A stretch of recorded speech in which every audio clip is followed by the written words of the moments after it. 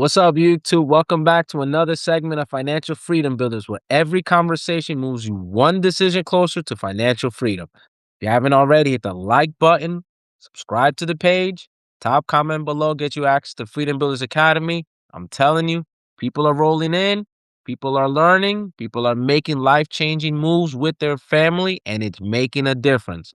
But I want to take a quick moment to thank everybody who's hitting the like button on this page. I want to thank YouTube for showing love to us, getting our page out so that we can help as many people get to these financial goals and get them the necessary information. And this conversation is about to be the next one. We're going to talk about a stock that has been historically one of the beasts in the stock market. It has helped a lot of billionaires make life-changing money, and it has helped a lot of people retire and continue to make generational wealth. And it is none other than the beast himself, Apple. Ticker symbol AAPL. Now, Apple is one of the stocks, although it's not financial advice, this video is for education and entertainment purposes only. However, but Apple does provide a ability for you to make long-term sustainable wealth in a long-term portfolio. Everybody listening to this video should have a Roth IRA open. If you don't know how to open a Roth IRA, nor know what it is, Freedom Builders Academy, again, top comment below, will teach you everything you need to know about a Roth IRA, but you need to consider having this. And this is a stock and a company you should be considering to accumulate within your Roth IRA. This has continued to transcend time, and billionaires like Warren Buffett, who recently retired, had a large position in the company Apple because of its long-term growth. So Apple's not going anywhere long-term. This is something that your children's children should still be holding. However, in the short term is what we're really interested in, because I see a few things that are forming to draw a line in the sand for Apple for us to know specifically where is it going next. Because depending on what it does next with the line in the sand, we will then know if Apple's going to continue to go up to make another all-time high, or if we are dealing with a short-term pullback. Now, what are some tailwinds we need to be aware of? Of course, as you know, we have a lot of issues going on geopolitically.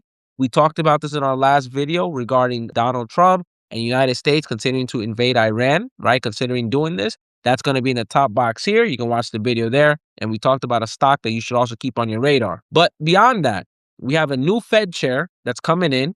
Jerome Powell was the Federal Reserve chairman for many years. And now they have a gentleman by the name of Kevin Warsh, who's going to be joining and going to be the new Fed chair. So there's some uncertainty there. We're seeing cracks in inflation and in the labor market, both. And this week, we're going to get some new readings on the non-farm payrolls. If you don't know what that is, that's going to be one of your homeworks. And once you look into what non-farm payroll is, on the comments below, give me your insights and then tell me, what do you get from and are anticipating with this upcoming report? In addition to that, a lot of these companies that have been reporting earnings have been showing cracks in the foreseeable future for their long-term guidance. Why is that important? Because if we don't see that there is a trajectory in regards to cost containment, a lot of these companies are investing billions and billions and billions of dollars into AI, which is called CapEx spending. They're using this to help accelerate their company, but it's coming at a cost to the shareholders because the expenses are increasing, which means the margins and the profits are coming down. So with all of these things at hand, we are trying to understand where exactly is the market going next. Yes, last week, the Dow Jones made a new all-time high of $50,000. Congratulations. A few weeks ago, the S&P 500 hit 7,000. Those are all great things. The president says that he's going to double where we are right now in the market by the time he ends his term. That's all wonderful. But the reality is we don't know right now where things stand and what ultimately is the next move. So when it comes to Apple, this plays no different. Except the one thing I would like for us to understand about Apple is that over the last few weeks, and this is a secret for everybody that's into investing, Apple has been a leading indicator for what the market ends up doing next. So you see last week, Apple was up at a particular level, okay? It was climbing. It got up to 273, 275, 277, 279, 280, 281, and it kept climbing. But last week, at the same time, the S&P 500 was pulling back and was actually in retracement. But what's interesting about that is that while it was retracing, we're seeing that Apple was giving the indicator that the market was going to recover.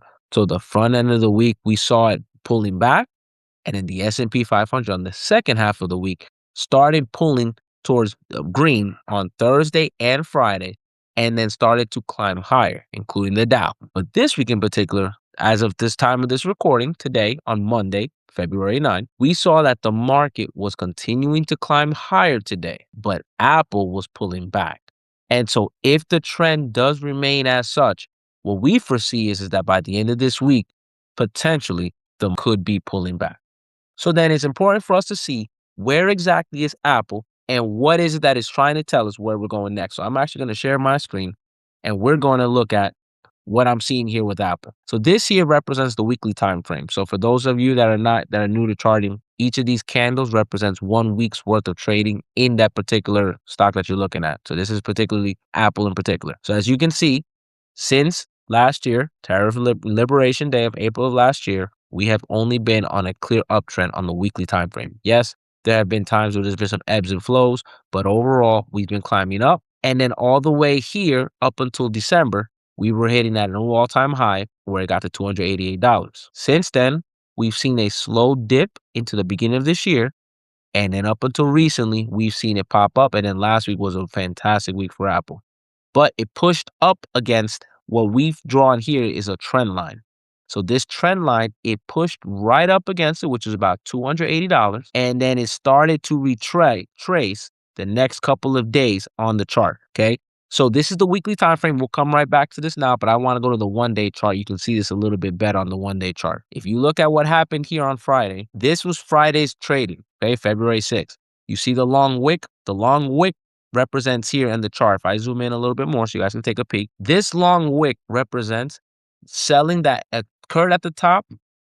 Buying that occurred at the top, and then selling pressure that pushed it further down. So the wick was those that bought up here were left behind, and the wick pulled it down, and the majority of the body of the candle is underneath where the wick is. This means there was selling pressure. Usually, that's an indicator that the subsequent day we will probably continue to see a further downtrend, which is what actually occurred today. The body of the candle kept going down and pushing it further down. However, we did today see a wick occur at the end where it pulled down too much and buyers came in. This was probably a lot of the bulls and the retail investors that came in and bought afterwards.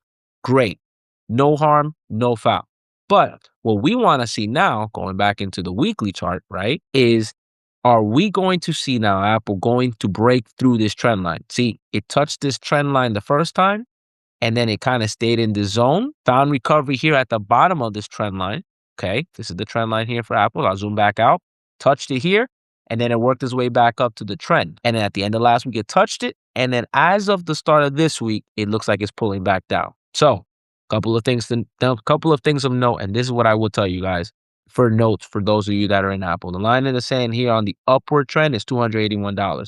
What we want to see is Apple clear above and close above $281. If you can do that with Apple, then we're on a full steam ahead up to probably a new all-time high. This will go beyond 288.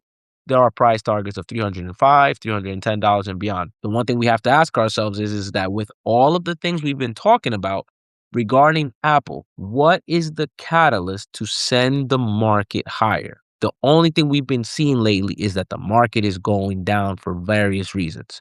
So we have to ask ourselves, what would be the reason to pull it up? But let's say this trend line continues to work its way down. Although this will go over a few weeks, more than likely won't happen in one swoop. We could see potentially this thing coming all the way back down to $253. So how do we determine that?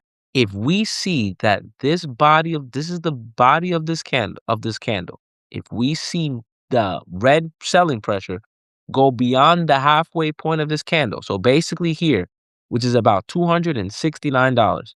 If Apple breaks under 269, we are probably heading to a free fall.